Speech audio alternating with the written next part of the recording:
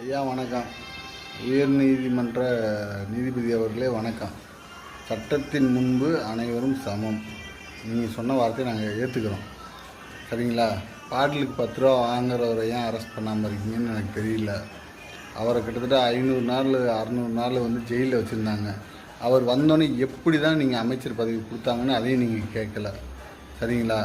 மக்கள் செத்ததுக்கு சில கட்சிகள்லாம் காரணம்னு நம்ம தமிழ்நாட்டில் இருக்க எல்லா மக்களும் சொல்லிக்கிட்டு இருக்காங்க. அதை ஏன்னு நீங்கள் கேட்கல.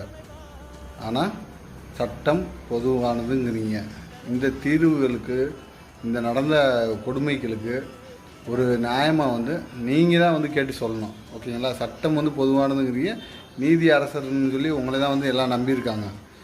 இந்த இடத்துல நீங்கள் தவறுனீங்கன்னா தமிழ்நாட்டை யாராலையும் காப்பாற்ற முடியாது. சரிங்களா? அது யாராக இருந்தாலும், நம்ம தமிழகத்து முதல்வராக இருந்தாலும் அவரையும் பாரபட்சம் பார்க்காம நீங்கள் என்னன்னு கொஸ்டின் பண்ணியே ஆகணும்.